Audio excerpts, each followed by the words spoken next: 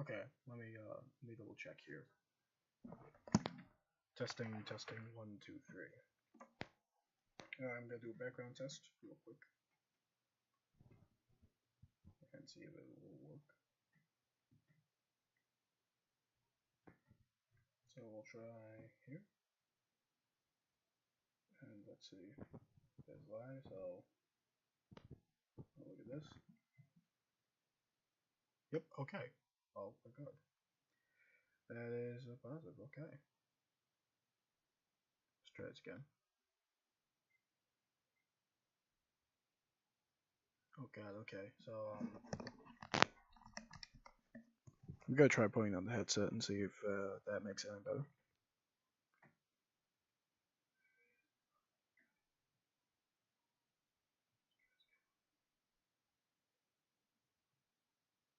Okay.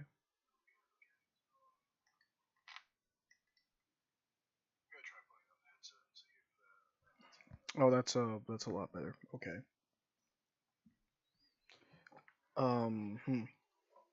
So I'm gonna try my best to make it. Oh, I hate that part. Uh. Oh, that's a lot better. Okay.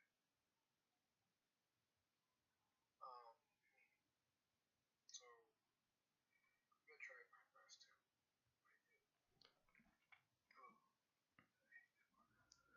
I'm gonna try this again. Testing, 1, 2, 3.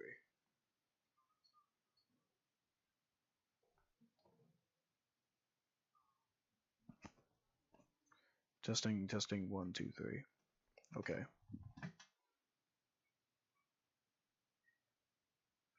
gonna try this again. Testing. You're gonna okay. So let's get one thing straight. Um, this is Red Scarf Girl. This is a memoir of the cultural revolution by Jilin Zhang. I am so sorry if I mispronounced that. Now, the reason I wanted to do this, well, it's pretty simple. I had this due as a project for about a week back, but last week did not start out strong, and this week is starting off on a if-ish look. So I decided, why not, since YouTube had scared the living daylights out of me with the copyright strike, instead do a simple, humble book by Ji Ling Jay. It is the cheapest book I have ever purchased, and this is coming from a college student. This was $10. This was very cheap. So anybody, and I mean nearly almost anybody, could afford this if they wanted to. I know there's probably people who definitely can't spare $10, but still, I this is why I'm here. I want to read it, and I want to be free and read audibly for everyone else who is not able to read this, because this is a very interesting book, and I've wanted to read it for a long time. So I want us to do this to get together, kind of. And I apologize for the the sounds that I make, the crackle in my mouth or the whistle in my teeth. I know they are very uncomfortable, and you might not hear them, but I hear them very vividly. So I want to apologize for all that, but I'm going to talk in the most calm way possible, so you're able to hear every word. And let's just get through this, shall we? This is a red scarf girl. Oh my! First off, let's um let's try this again. A-E-I-O-U, I did not neither nor, another point for Gryffindor. Okay, let's start. This is Red Scarf Girl. Oh my god. Okay, this is Red Scarf Girl, a memoir of the Cultural Revolution by G. Ling Jane. Now you have to choose between two rows. The man from the Revolutionary Committee looked straight into my eyes. You can break with your family and follow Chairman Mao, or you can follow your father and become the enemy of the people. His voice grew more severe. In that case, we would have many more study sessions, with your brother and sister too, and the Red Guard committee and the school leaders. Think about it. We will come back to talk about it to you again. He and the woman left, saying that they would be back to get my statement. Without knowing how I got oh my god. Without knowing how I got there. I found myself in a narrow passageway between the school building and the schoolyard wall. The gray concrete walls closed around me, and slow drizzle dampened my cheeks. I could not go back to the classroom, and I could not go home alone. I felt like a small animal that had fallen into a trap, alone and helpless, sure the hunter was coming. Red Scarf Girl, a memoir of the Cultural Revolution. To my dearest grandma, who would be so happy if she could see this book. We'll skip past note of pronunciation, etc. It's very interesting, but we will continue with the first page. Here we go. Here we go. The Liberation Army Dancer. Chairman Mao, our beloved leader, smiled down at us from his place above the blackboard. The sounds and the smells of tantalizing May afternoon drifted in through the window. The sweet breeze carried the scent of new leaves and tender young grass, and rippled the paper's slogan below Chairman Mao's picture. Study hard and advance every day. In the corner behind me, the breeze also rustled the papers hanging from the student's garden, a beautifully decorated piece of cardboard that displayed extreme exemplary work. One of them was my latest perfect math test. We were having music class, but we couldn't keep our minds on the teacher's directions.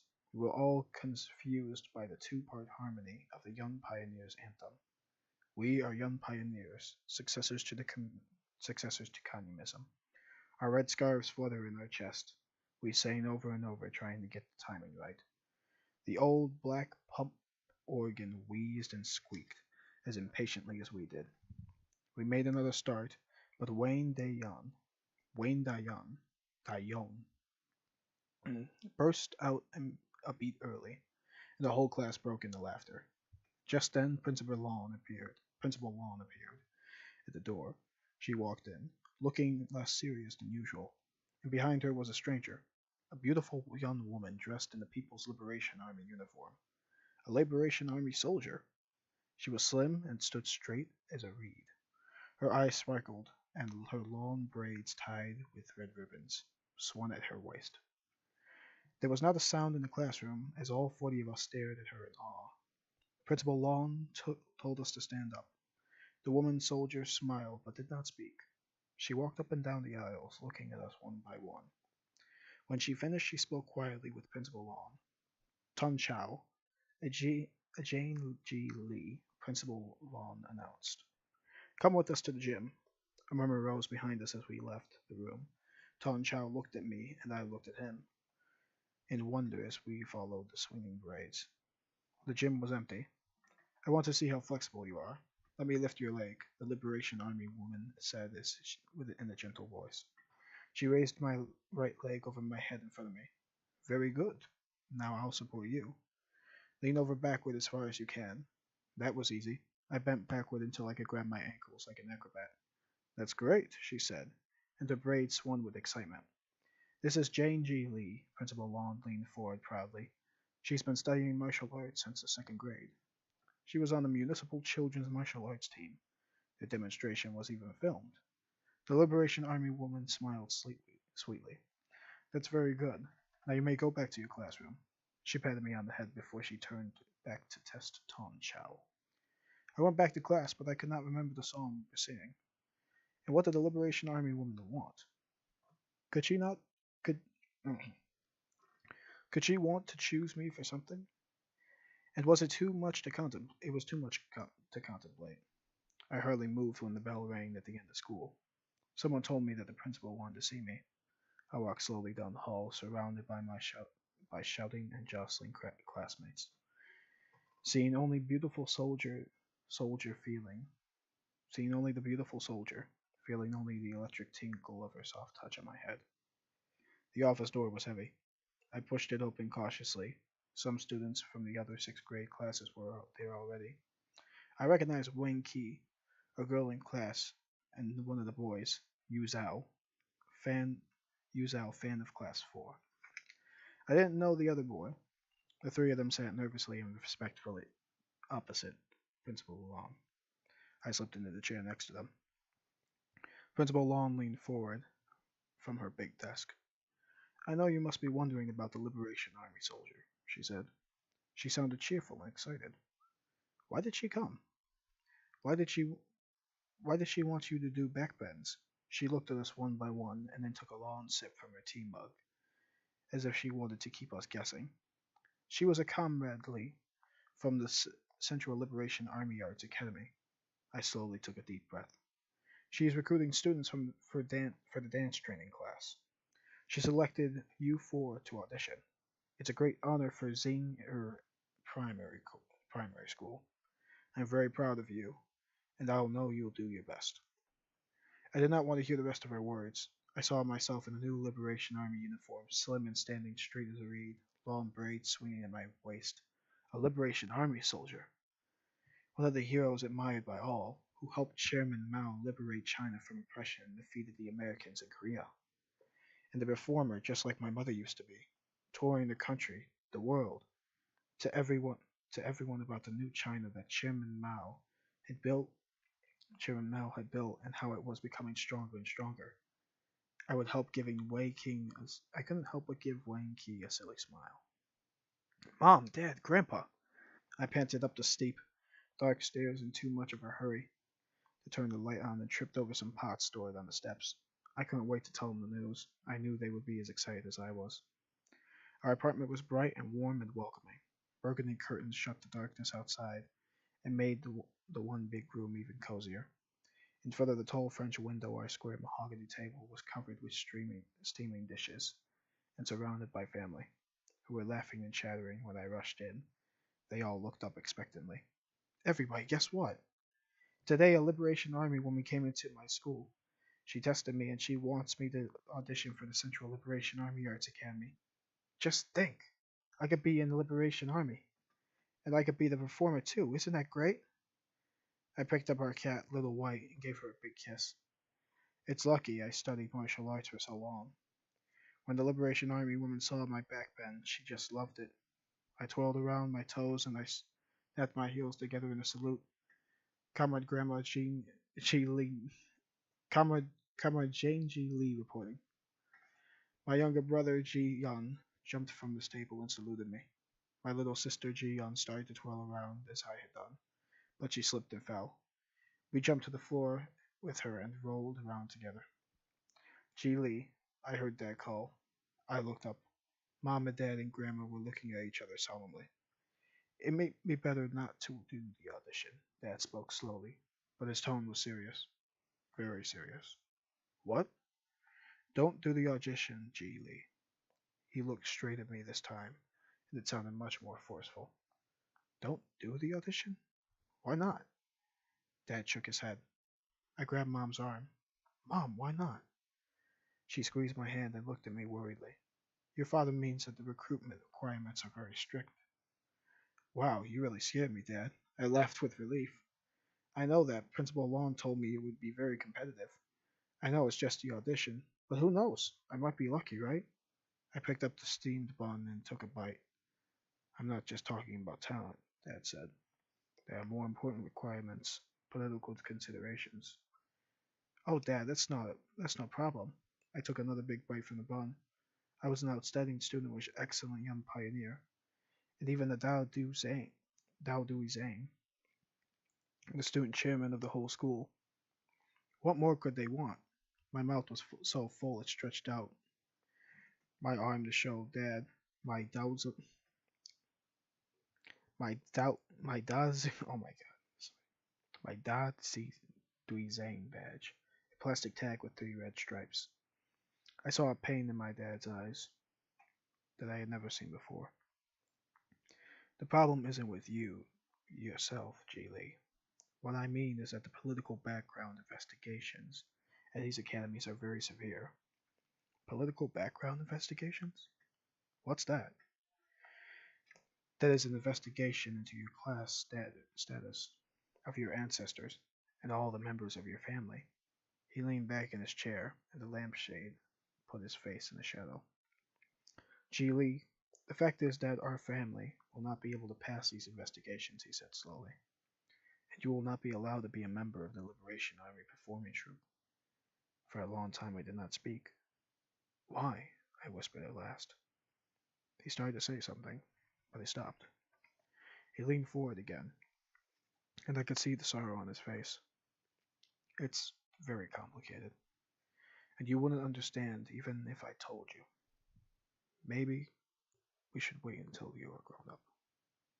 The point is, I don't think you'll be admitted. So just drop it, all right? I did not say anything. Putting down the half-eaten bun, I walked to the mirror on the big wardrobe that divided the room, and I pressed my forehead against its cool surface. I cannot hold back any longer. I burst out crying. I want to do it. I want to try. What will I tell Principal Long and my classmates? I wailed. Maybe we should let her try. She probably won't be chosen anyway. Grandma looked at Dad. Dad stood up, heaving a deep sigh. This is for her own good. Her classmates and teachers will just be surprised if she says that her father won't let her go. But what if she passes the auditorium and can't pass political background investigation? Then everybody will know that her family has a political problem. Dad's voice grew louder and louder as he went on. Ji-yeon and Ji-in, looking up at Dad wide-eyed. I bit my lip to force myself to stop crying, and I went to bed without saying another word. The hallway outside the principal's office was very quiet.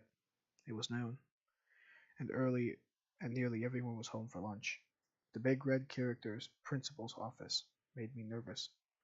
I put my hand on the knob, hesitated, and lowered it. I walked back to the stairs, trembling and covered in sweat. I rehearsed the words I was going to say one more time. Then I rushed into the office door and pushed it open. Principal Long was reading the newspaper. She raised her head and peered through her glasses to see who had interrupted her. Principal Long, here is a note from my father. Hastily I gave her the note, damp with sweat from my palm. I hurried out of the office before she could look up and ask me any questions. I ran down the hallway, colliding with someone, and running blindly on, thinking that only she must be very disappointed. At 1 o'clock, the bell finally rang to start class. I heaved a long sigh and I walked out of the library. My best friend, An Yi, our homeroom teacher, were standing outside, and our homeroom teacher was standing outside the main building. As soon as they saw me, An Yi shouted, "Where have you been? Aren't you supposed to go to the audition at once? Hurry up, you're going to be late." I opened my mouth, but I couldn't say a word. "Why, what's wrong?" Teacher Yu asked. I, I'm not going. I bowed my head and twisted my fingers in my red scarf. "What? Are you crazy? This is a chance of a lifetime." I did not raise my head. I didn't want to see An Yi's face. "Really? Why not?" Teacher Ju sounded concerned. I tried not to cry. Father wouldn't let me. An Yi was about to say something else, but Teacher Gu cut her off. "All right, this is her family's decision. We won't talk about it any further." She put her hand on his shoulder and gave me a little squeeze. Then she went away, with An Yi without saying a word. Across the yard I saw Principal Long, Wang Qi, and two other boys coming out of the gym. I dodged behind a tree, and I heard them chatting and laughing as they went by. They were going to the audition. I could have been going with them.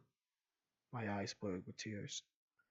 I thought of the teacher Gu, and had looked at me, the way the teacher Ju had looked at me. There had been a mixture of disappointment, doubt, and inquiry in her eyes. I was sure that Principal Long must have looked the same way after she read Dad's notes. So must Wang Qi, Yu Zhao Fan, and all my classmates. I didn't want to think any longer. I just wished that I could find a place to hide, so I wouldn't have to see their faces. Until that spring, I believed my life and my family were nearly perfect. Father was a stage actor, 6 feet tall and slightly stoop-shouldered. Because of his height and his serious face, he usually played the villain at the children's theater where he worked. He was the vicious landlord, the foolish king, but at home he was humorous, kind, and a wise dad. He loved reading, and he loved including the whole family in his discoveries. He demonstrated the exercises of great acting. Teacher Stanisla- Stanislavski, if I'm Russian or Chinese, okay, Stanislavski, imitated Charlie Chaplin's funny walk, and when he was reading about Caucasus, he explained Zeno's paradox, the infinite series. Calculus, oh my god. Calculus, he explained Zeno's paradox and the infinite series. We thought Dad knew everything. Mom had been an actress when she met Dad, and she was still pretty as an actress. As pretty as an actress. When I was little, she stopped acting and worked in a sports equipment store. When even every evening, we eagerly waited for her to come home from work. We rushed out to greet her and opened her handbag, where there was sure to be a treat for us. Mom spoiled us, Grandma said. Grandma was truly amazing. She had graduated from Mondstyle High School in 1914, a time when very few girls went to school, even at all. After the liberation, she had helped found Xing'er Primary School, my school, and become its vice principal. She retired from teaching when I was born, so that she could take care of me while Mom worked. But whenever we met our old students, now adults, they still bowed respectfully and called their teacher Sal, which made me so proud.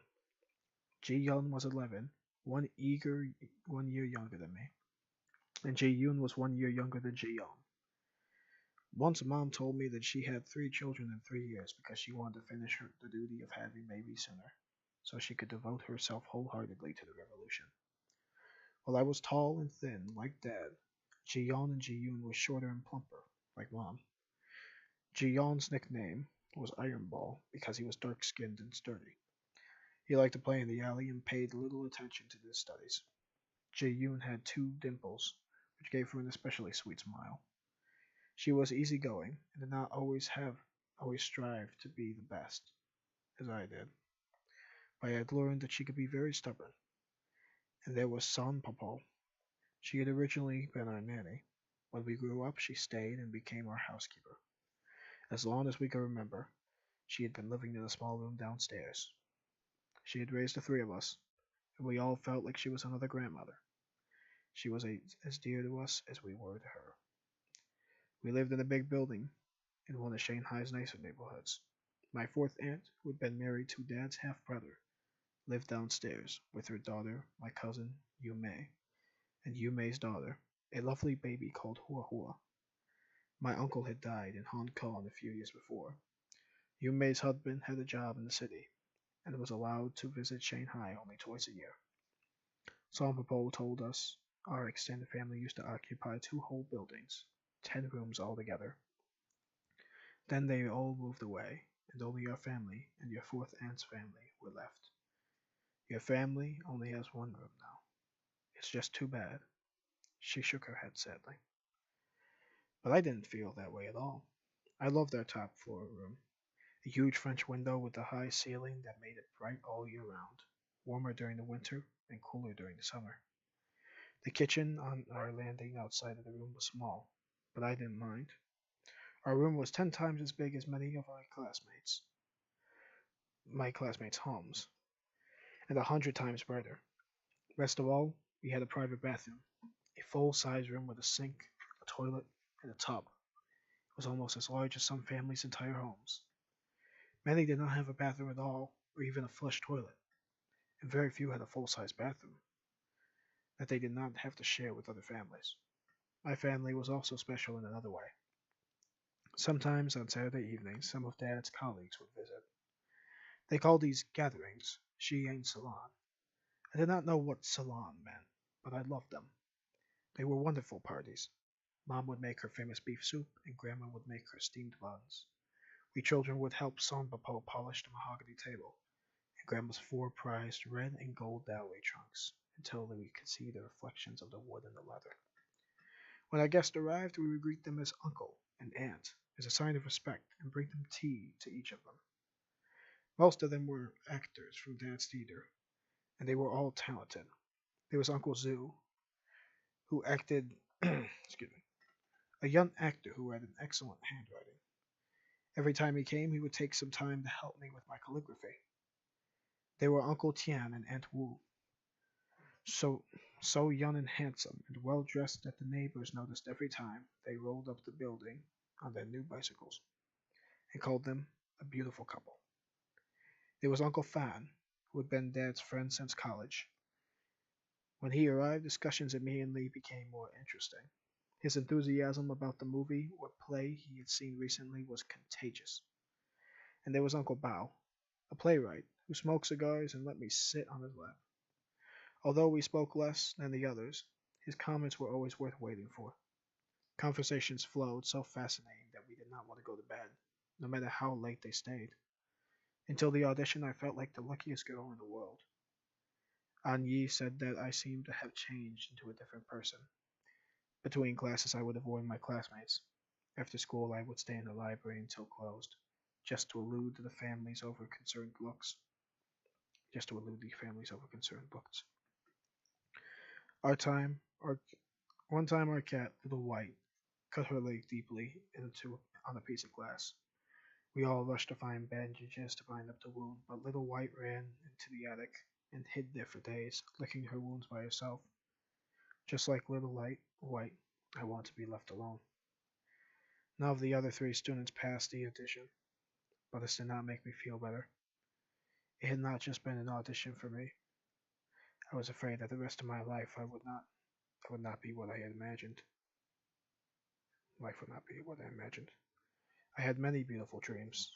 I dreamed of being a doctor in a white coat with a stethoscope dangling from my neck, saving lives one after another.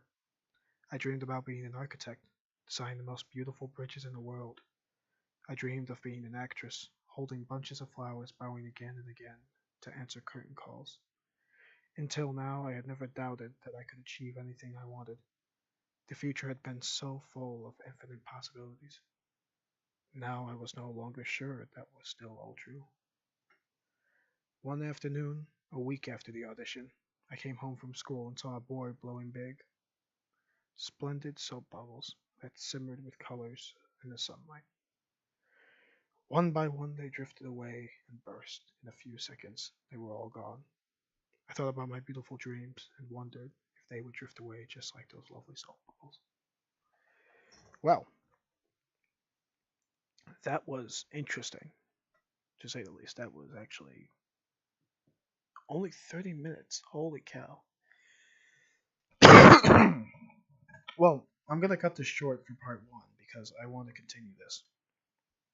And especially, I want to find my microphone because, dear Lord, does it sound bad on here. So, I'm going to cut this short. The next chapter is page 19, Destroy the Four Olds. Destroy the Four Olds. And also, I'm going to work on just talking regularly. Dear Lord, I messed up so much on this. I'm gonna do my best.